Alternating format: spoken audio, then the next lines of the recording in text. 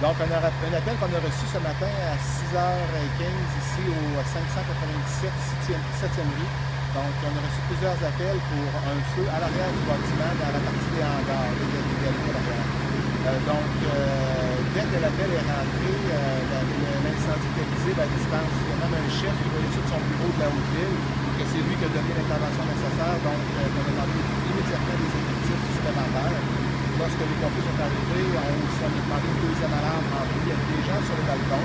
Donc, on a évacué les gens et rapidement, là, les pompiers ont fait un travail remarquable en attaquant le feu rapidement, ce qui a permis de limiter les dégâts.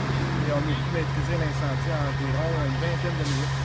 Mais vous dites que le feu était visible du balcon, puis il y avait des gens sur le balcon? Le feu était à l'arrière dans les hangars et les gens étaient à l'avant sur le balcon. On peut voir l'extérieur de moi.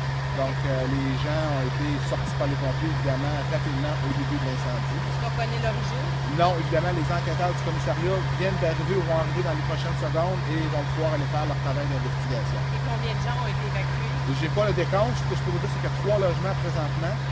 J'ai pas le décompte exact en ce moment-ci, du nombre de personnes évacuées. Est-ce qu'il y a quelqu'un qui a été transporté à l'hôpital? Il n'y a pas eu de blessés. Il y a une personne qui a été évaluée pour avoir inhalé un petit peu de fumée, mais ça n'a pas nécessité de transport par le service ambulancier. Et 597, donc c'est un logement du deuxième, troisième étage? Le 197, c'est un logement du deuxième étage ici. C'est 3 numéros civiques différents.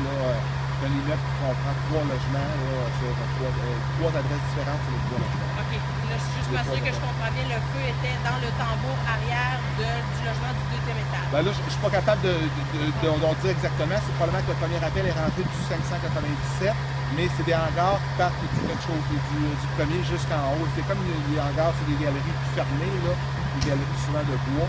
Donc, c'est localisé là, mais l'adresse exacte du bâtiment, c'est 595, 597, 599. C'est les 3 logements de ce bâtiment. Donc là, le feu est maîtrisé. À quel moment est-ce que les gens vont pouvoir réintégrer leur logement? De ce qu'on peut constater présentement, les dommages à l'intérieur du bâtiment sont relativement mineurs. Probablement qu'ils vont pouvoir réintégrer rapidement. Ça va rester évalué dans les prochaines minutes. Évidemment, il va falloir que les enquêteurs au commissariat fassent le travail d'investigation tout d'abord.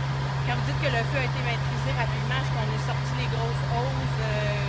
Est-ce qu'on considère qu'il va y avoir un bon dommage d'eau?